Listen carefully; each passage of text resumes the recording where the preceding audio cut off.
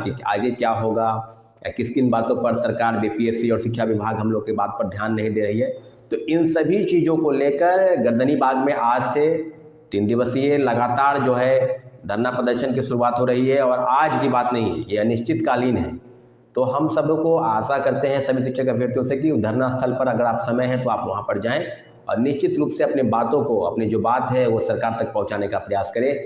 इसकी कड़ी में एक और आंदोलन की शुरुआत हो चुकी है कि क्या बीपीएससी द्वारा जो भी रिजल्ट जारी किया गया, खासकर पूरक परिणाम, उस पूरक परिणाम के रिजल्ट पे जितनी सीटें खाली थी, अभी तक 23,000 से ज़्यादा पद खाली हैं और मात्र 2773 लोगों का रिजल्ट आया है।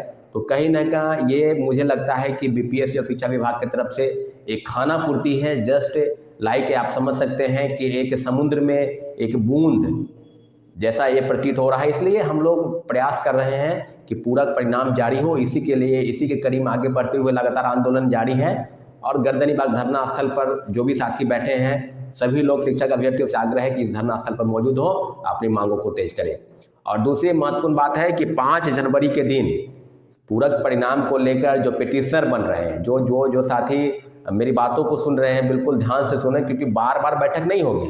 और कई साथी जो दूर दराज से हैं, उत्तर प्रदेश से हैं, राजस्थान से हैं, दिल्ली से हैं, बम्बई से हैं, अपने अपने जो डॉक्यूमेंट्स हैं वो भेज चुके हैं।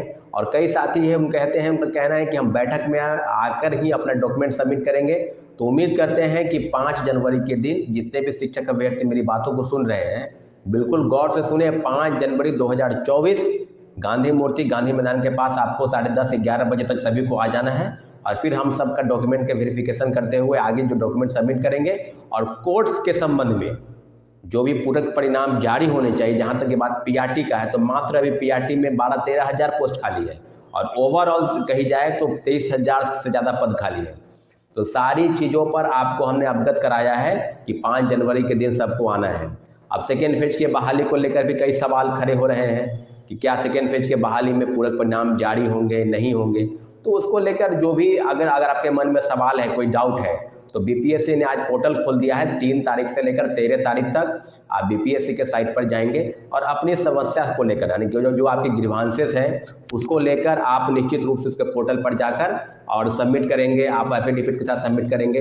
तो उम्मीद करते हैं कि बीपीएससी इन सारी समस्या को सुनेगी। हम लोग की जो भी डिमांड रही है कि 1 कैंडिडेट 1 रिजल्ट, इन सब डिमांडों पर बीपीएससी ने स्पष्ट कहा कि अगर मेरिट वाले तीनों में आते हैं या चारों में आ जाते हैं तो उनको चारों जगह पर हम रिजल्ट देंगे। लेकिन हम लोग की बातें बिल्कुल सही साबित हुई कि एक कैंडिडेट को एक ही जगह ज्वाइनिंग आप कराएं, डॉक्यूमेंट का वेरिफिकेशन आप एक ही जगह करें।